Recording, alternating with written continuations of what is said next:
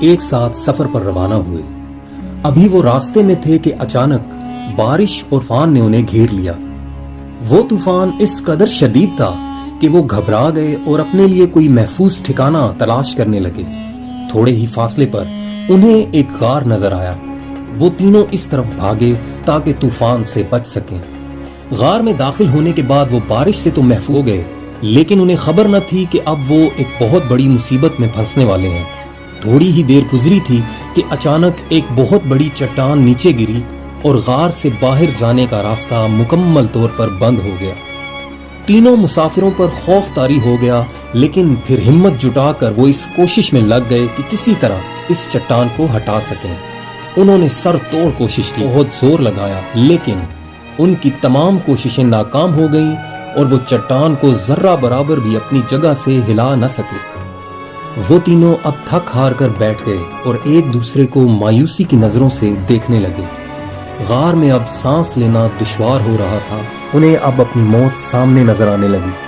انہوں نے آپس میں ایک دوسرے سے کہا کہ ہم نے اپنی پوری کوشش کر لی، لیکن اب خدا ہی چاہے تو ہمیں بچائے، اس لیے اب دعا مانگنے کے سوا ہمارے پاس اور کوئی چارہ نہیں۔ ہم نے اپنی زندگی میں جو اچھے کام کیے ان کو یاد کرتے ہیں اور سب سے نیک کام کے ذریعے اللہ سے دعا کرتے ہیں کہ وہ اس چٹان کو ہٹا دے اور ہماری مشکل آسان کر دے۔ تینوں میں سے ایک نے کہا، اے اللہ، میرے انتہائی بوڑھے والدین، ایک بیوی اور چھوٹے چھوٹے بچے ہیں جن کی میں دیکھ بھال کرتا ہوں۔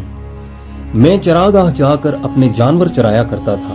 جب شام کے وقت واپس آتا تو جانوروں کا دودھ نکالتا اور سب سے پہلے اپنے ماں باپ کو پیش کرتا۔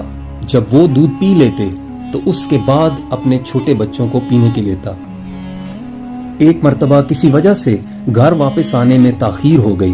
واپس آ کر کیا دیکھا کہ میرے والدین تو سو چکے ہیں۔ میں نے انہیں نیند سے جگانا مناسب نہ سمجھا۔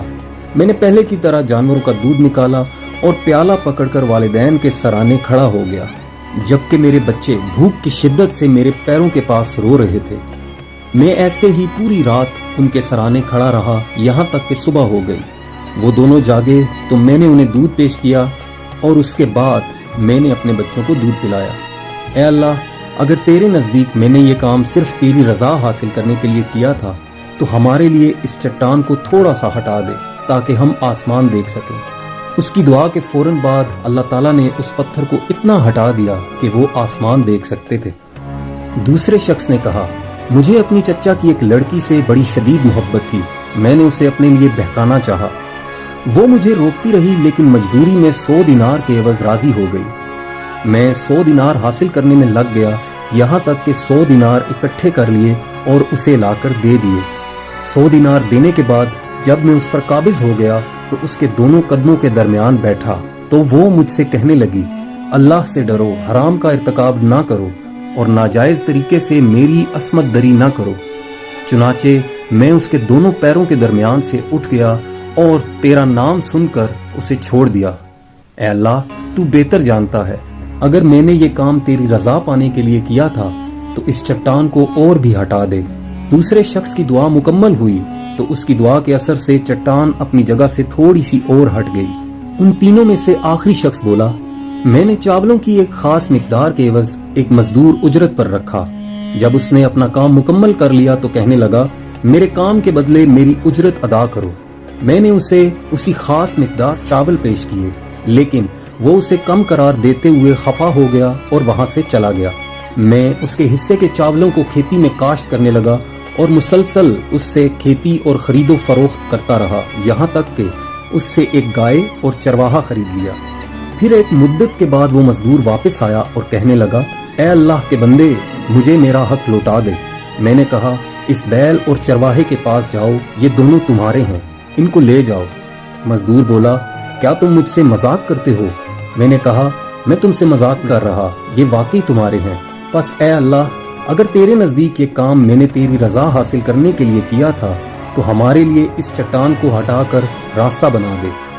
جب تینوں کی دعا مکمل ہوئی تو اللہ تعالیٰ نے غار کے باقی راستے کو کھول دیا اور وہ تینوں بحفاظت باہر آ گئے۔